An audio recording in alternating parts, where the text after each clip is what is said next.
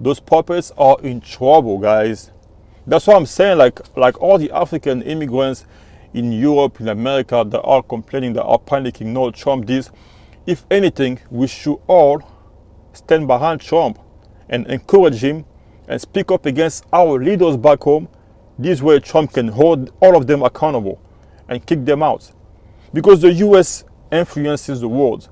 It's the US and Europe, is NATO that has placed these corrupt leaders in power. Why? Because NATO and the US were infiltrated by bad leaders, also by globalists.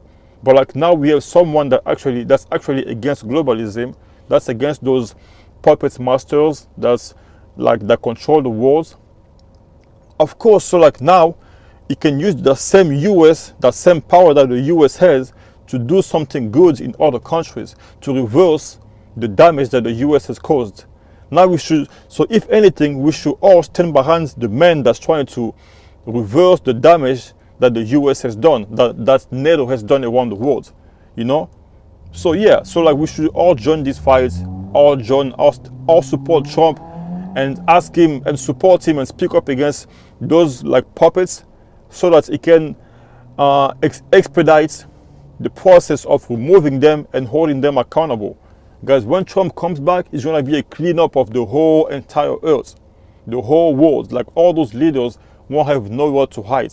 That's why I believe he stood by for the last 4 years, him and his team, you know, and people in high places just observing who is in, who is not, you know. Like that was actually a good thing that he lost in 2020. Or I mean, I don't know if he lost or not, but like that, at least he didn't pass through in 2020, because that actually gave a good optic to those fools, because those fools thought that it was over for him, that he wouldn't come back, that he's gone.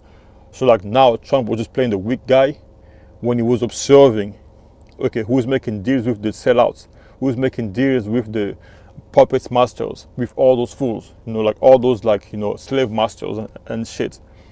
So like now those people are backed into a corner, into a wall. They can't escape no more. Like just look at how they all came to the Africa summits. As soon as Trump lost, they all came to the Africa summits 2022 in Washington, D.C., the US Africa summits. They were so happy. They were like, oh yeah, Trump is gone. They had big smiles, you know, all these puppets. They all came to the US for the US Africa summit. And they made some deals with the globalists. They even signed their Agenda 2063. Agenda 2063. That agenda is bad. I have spoken about it, against it, from day one. Like from the day I heard about it, I was like, this is bad. That's for the enslavement of Africa.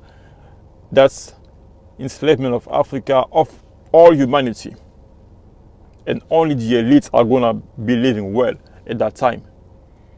Yeah, guys, so you get the point, guys, you get the point. So African leaders are in trouble now that Trump won the election.